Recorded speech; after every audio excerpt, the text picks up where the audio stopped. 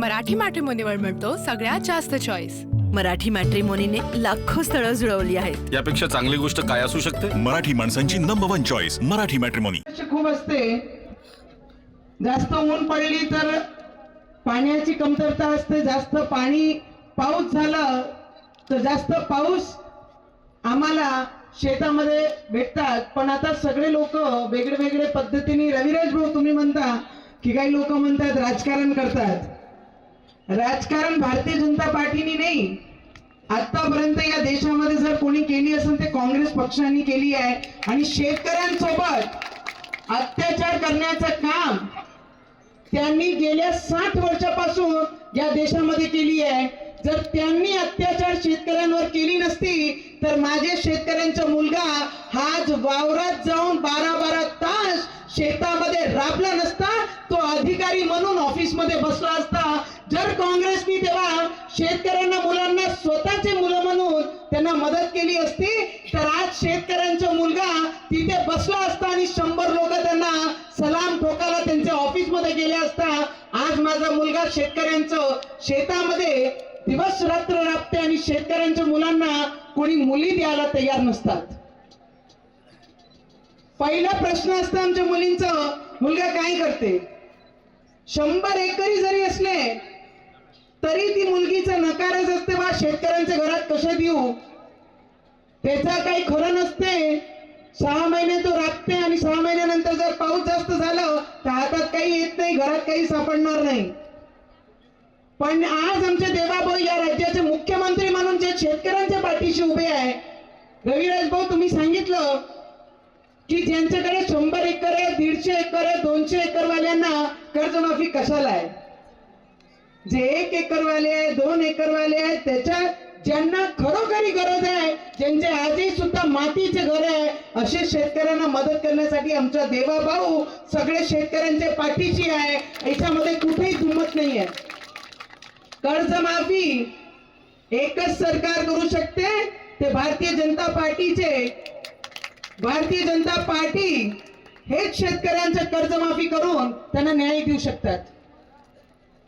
आज या मतदारसंघामध्ये आम्ही जे भगवा लावू शकलो, भगवेसाठी जे आम्ही प्रचार केलं, रविराज भाऊ तुमचं सगळ्यात मोठं कौतुक करण्याजोगतं आहे। तुम्ही पक्षाचे एकनिष्ठ राहून या मतदारसंघामध्ये इच्छा होती की मी आमदारकीला उभं राहिलो पाहिजे, पण पक्षाचे एक आदेशामुळे आपला स्वतःचा आपला फॉर्म भरलेला मागे घेतलं आणि पक्षाला निष्ठा राहणारा म्हणजे रविराज भाऊ आहे।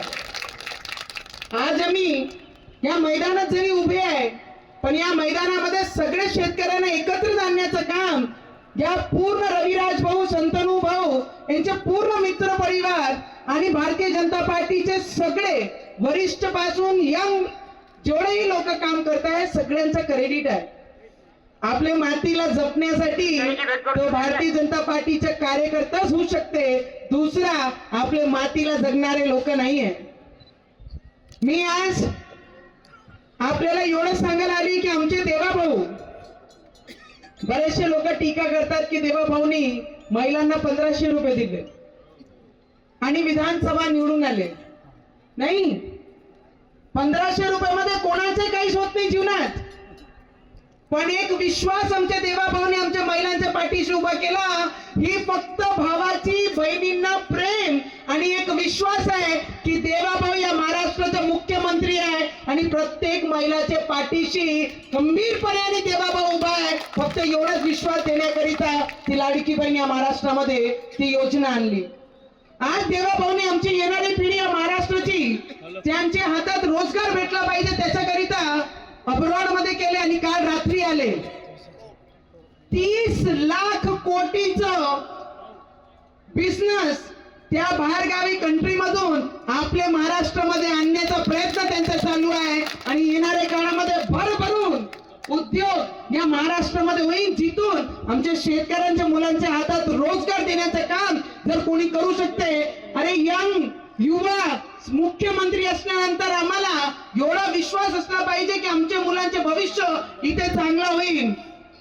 नाही तर कोण आपल्यासाठी करते, कोणी आपली मुलीसाठी करते, कोणी कोणासाठी करते. पण देवाभाऊनी विश्वास दिला या महाराष्ट्रामध्ये एवढा मोठा इलेक्शन झाल्यानंतर कॉर्पोरेशनच्या मुंबईमध्ये महापौर बसवायच्या आधी सगळ्यात पहिले त्यांचं प्राधान्य आहे महापौर नंतर बसू.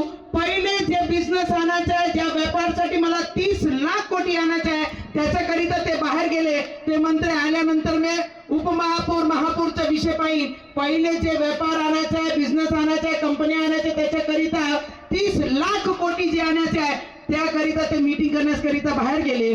तर मला वाटते असं मुख्यमंत्री नशिबाने आपल्याला महाराष्ट्रामध्ये लाभतात. म्हणून आपल्या सगळ्या शेतकऱ्यांना मी विनंती करेन की आम्ही आमच्यासारखे जे कार्यकर्ते आहे, तुम्ही म्हटलं की लवकरच खासदार होईल, लवकरच मी 2 नंबरवरनं 1 नंबरवर होईल, त्याच्याकरिता मी काम करत नाही. मी माझे भूमीसाठी आणि ज्या भूमीमध्ये मी एक सून म्हणून आली त्या क्षेत्राची एक जबाबदारी घेऊन या क्षेत्राकरिता आणि माझे लोकांकरिता मी काम करताय. नशिबापुढे काहीच होत नाही.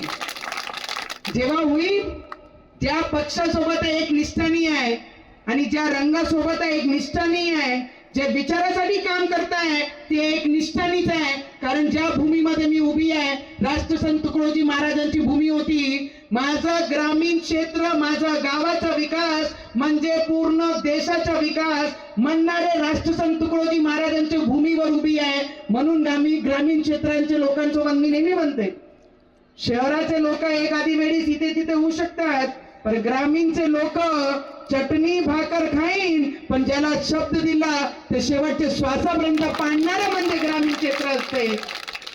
कोणी किती काही म्हटलं तुमची मी ऋणी आहेच, सून म्हणूनही ऋणी आहे, तुम्ही खासदार म्हणून आशीर्वाद दिला त्याबद्दलही ऋणी आहे. पराभूती जरी झाली बोलते कि इतने से मेरा कुछ बिगड़ता नहीं है, पूरी उम्र पड़ी है मेरी लड़ाई के लिए, अभी तो सिर्फ शुरुआत है, पूरा मैदान बाकी है, अभी तो सिर्फ पैर रखना कदम रखना नवनीत राणा ने सीखा है, अभी दौड़ मेरी बाकी है और उस दौड़ के लिए मेरी तैयारी है. इतना याद रखना कि नवनीत राणा किसी बाई है, सून है, पण झांसीची राणी सुद्धा है, ये याद जरूर रखना. किसी के बोलने से डरने वाली नहीं हूं. जेव्हा बाई पदर खोसते ना पूर्ण गावात माहित पडतं ती बाई आज गरम आहे. माँ दुर्गा देवी आशीर्वाद देते ना तर हातात तलवार सुद्धा असते, ते कोणीही विसरू नये. आणि मी तुमची सेवक आहे. मराठी मॅट्रिमोनीवर मिळतो सगळ्यात जास्त चॉईस. मराठी मॅट्रिमोनीने लाखो स्थळं जुळवली आहेत. यापेक्षा चांगली गोष्ट काय असू शकते. मराठी माणसांची नंबर 1 चॉईस मराठी मॅट्रिमोनी.